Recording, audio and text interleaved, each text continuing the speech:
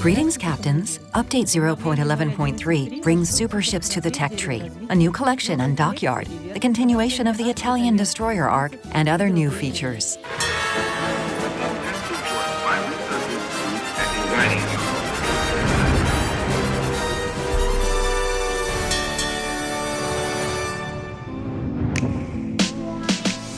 Our tech tree is growing new branches and sprouts. Today, the time for fresh offshoots has come. Welcome the researchable super ships.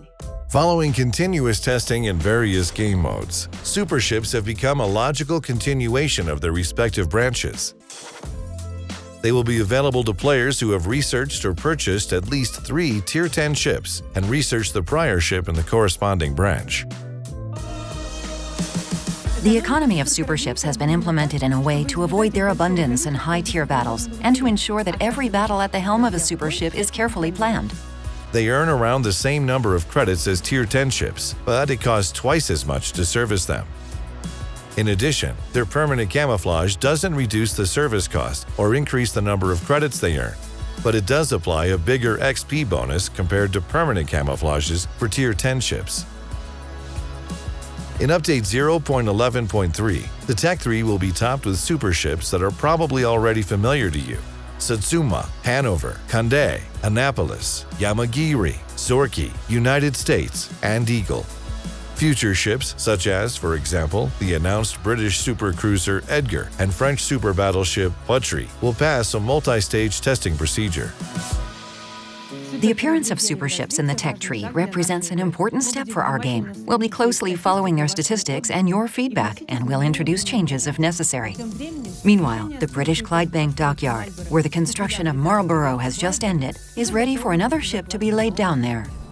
This is Pan American Tier 8 battleship Atlantico. She carries 10 381mm guns that can be loaded only with armor-piercing shells housed in 5 turrets. Another feature of this ship is her powerful long-range secondary guns. You need to progress through any 3 phases using doubloons, and how you progress through the remaining phases is up to you to decide. You can either complete combat missions or use doubloons. Early access to Italian destroyers is still available in the game. To honor their arrival, we've updated the Taranto port and prepared a special collection. The Italian Destroyers collection is dedicated to the armament of the Regia Marina and the awards that Italian sailors received for their service. The reward for completing each of the sections is the ability to mount a second commemorative flag aboard Italian ships. After completing the entire collection, you'll get Italian Tier 6 Premium Destroyer Leona and the Italian Destroyers Part 2 commemorative flag. Elements of the collection can be found only in standard and premium Italian destroyers containers. They can be obtained by completing combat missions or picked up from the armory. When completing a collection, it's possible to receive a duplicate of an item you already have. Don't forget that you can exchange such duplicates for missing items. By the way, you can do that with any collection. Update 0.11.3 will make the game even more colorful. We've polished the visual effects, as well as the aesthetics of maps and ships. The Tears of the Desert, Trap, Warrior's Path, and Solomon Islands maps have been significantly updated. We've added high-detailed textures and changed the weather, visual effects, underwater world, and many other things. We've also improved how sand and snow look on islands, and snow can also even appear on ships, depending on the weather. Finally, all aircraft types are now decorated with the same camouflage as the ship they have taken off from.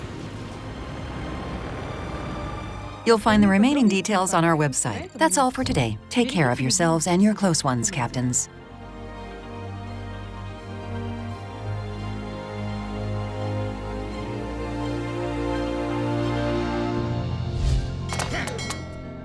Hey!